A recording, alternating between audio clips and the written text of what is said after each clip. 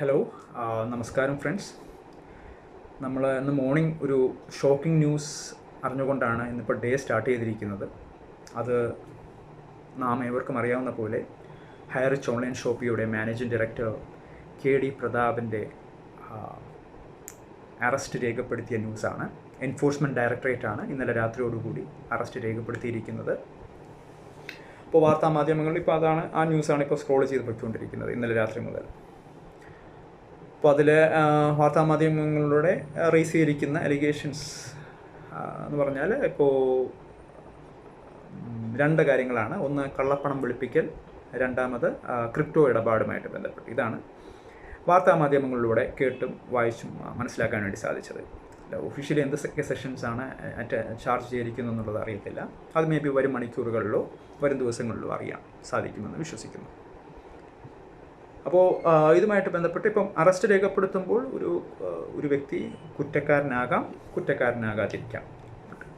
പക്ഷേ ഇതിൻ്റെ പവർ കൊടുത്തിരിക്കുന്നത്, അതും കൂടി ഒന്ന് ഡിസ്കസ് ചെയ്യാനാണ് ഞാൻ ഉദ്ദേശിക്കുന്നത്. ഈ പവർ കൊടുത്തിരിക്കുന്നത് ഇപ്പോൾ ഈ ഇന്ത്യയിലെ ഈ കള്ളപ്പണം വെളുപ്പിക്കലും അല്ലെങ്കിൽ ഈ ബ്ലാക്ക് മണി അല്ലെങ്കിൽ മണി ലോണ്ടറിങ്, ഹവാല ഇടപാടുകൾ ഒക്കെ തടയിടുന്നതിന് വേണ്ടി ഒരു ഫോം ചെയ്തിട്ടുള്ള ഒരു ആക്ട് ഉണ്ട്.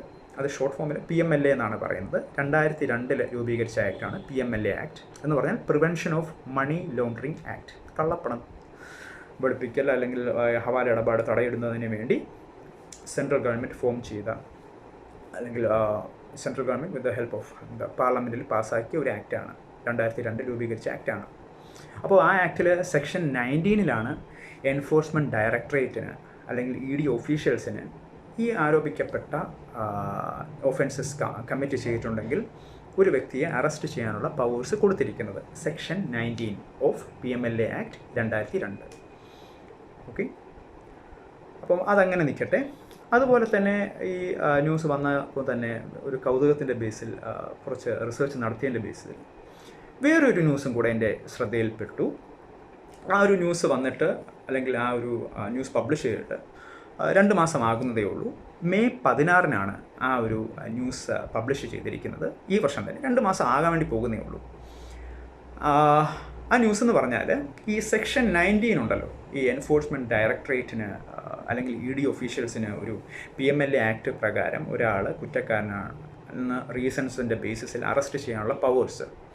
അപ്പോൾ ആ പവേഴ്സിന് ഒരു എടുത്തു കളഞ്ഞുകൊണ്ടുള്ള ഒരു order honourable supreme court justice Abhay ഒക്കെയും അതുപോലെ ജസ്റ്റിസ് ഉജ്വൽ ബൊയാൻ സാറിൻ്റെയും ബെഞ്ചിൻ്റെ ഒരു വിധിയുണ്ട്. മെയ് 16 ഇത് പ്രസ്താവിച്ചിരിക്കുന്നത്. അപ്പോൾ ആ വിധിയിൽ പറഞ്ഞിരിക്കുന്നതെന്ന് പറഞ്ഞാൽ ഈ സെക്ഷൻ 19 ഇപ്പോൾ ഈ ഒരു PMLA ആക്ട് പ്രകാരം ഒരാളിനെ അറസ്റ്റ് ചെയ്യാനുള്ള പവേഴ്സാണ് EDക്ക് കൊടുത്തിരിക്കുന്നത്. അപ്പോൾ ആ പവേഴ്സിനെ മാറ്റിക്കൊണ്ട് എന്ന് പറഞ്ഞാൽ അതിന് കുറച്ച് കണ്ടീഷൻ പറഞ്ഞിട്ടുണ്ട്. കണ്ടീഷൻ എന്ന് പറഞ്ഞാൽ ഇപ്പോൾ ഈ സപ്പോസ് ഈ കൺവിക്റ്റഡ് ആയിരിക്കുന്ന അല്ലെങ്കിൽ ഇപ്പോൾ ആരോപിക്കപ്പെട്ട പേഴ്സൻ്റെ കാര്യം ഒരു സ്പെഷ്യൽ കോർട്ടിൽ ഓൾറെഡി ഒരു കേസ് ഓൾറെഡി രജിസ്റ്റർ ചെയ്തു. ആ special court is aware about it. ആ ഒരു പർട്ടിക്കുലർ കോടതി ഈ കേസുമായിട്ട് ബന്ധപ്പെട്ടിട്ട് ആ പർട്ടിക്കുലർ കോടതിക്ക് ഇതിനെക്കുറിച്ചുള്ള നോളജും അവെയർനെസ്സും നടന്നുകൊണ്ടാകും, അല്ലെങ്കിൽ അതിൻ്റെ പ്രൊസീഡിങ്സ് നടന്നുകൊണ്ടിരിക്കുകയാണെങ്കിൽ ഈ സെക്ഷൻ 19 പ്രകാരം എൻഫോഴ്സ്മെൻറ്റ് ഡയറക്ടറേറ്റിന് ഒരു ഇപ്പോൾ എന്താ പറയുക, ഇപ്പം ഈ ആരോപിക്കപ്പെട്ട പേഴ്സണിനെ അറസ്റ്റ് ചെയ്യാനുള്ള അധികാരം സെക്ഷൻ 19 പ്രകാരം അത് എടുത്ത് കളഞ്ഞിരിക്കുകയാണ്. ഇനി സപ്പോസ് എൻഫോഴ്സ്മെൻറ്റ് ഡയറക്ടറേറ്റിന് അല്ലെങ്കിൽ ED ഒഫീഷ്യൽസിന് ഇപ്പോൾ ഈ പർട്ടിക്കുലർ വ്യക്തിയുടെ, ഇപ്പോൾ ആരോപിക്കപ്പെട്ട വ്യക്തിയുടെ കസ്റ്റഡി ആവശ്യമുണ്ടെങ്കിൽ ഫോർ ഇൻവെസ്റ്റിഗേഷൻ പർപ്പസ്, എന്നാൽ ചെയ്യേണ്ടതെന്ന് പറഞ്ഞാൽ ഈ സ്പെഷ്യൽ കോർട്ടിൽ നിന്ന്, ഇപ്പോൾ നമ്മളിപ്പോൾ ഈ കേസ് ഇരിക്കുന്നില്ല, ആ സ്പെഷ്യൽ കോർട്ടിൽ നിന്ന് പെർമിഷൻ എടുക്കേണ്ടതാണ്. പെർമിഷൻ എടുത്ത് ആ സ്പെഷ്യൽ കോർട്ടിന് റീസണബിൾ ബിലീഫുണ്ട്, ഓക്കെ ഈ ഒരു പർട്ടിക്കുലർ വ്യക്തിയുടെ കസ്റ്റഡി ആവശ്യമാണ് ഈ ഒരു കേസിൻ്റെ ആസ്പദമാക്കിയിട്ട്. അങ്ങനെയാണെങ്കിൽ സ്പെഷ്യൽ കോർട്ടിൻ്റെ ഓർഡറോടുകൂടി വേണമെങ്കിൽ എൻഫോഴ്സ്മെൻറ്റ് ഡയറക്ടറേറ്റിന് അല്ലെങ്കിൽ ED ഒഫീഷ്യൽസിന് ഈ പർട്ടിക്കുലർ വ്യക്തിയെ കസ്റ്റഡിയിൽ എടുത്തുകൊണ്ട് ബാക്കിയുള്ള കാര്യങ്ങൾ, ഇൻഫർമേഷൻസ് സീക്ക് ചെയ്യാം. അതാണ് ഇപ്പോൾ വന്നിരിക്കുന്ന ഒരു അപ്ഡേറ്റ്.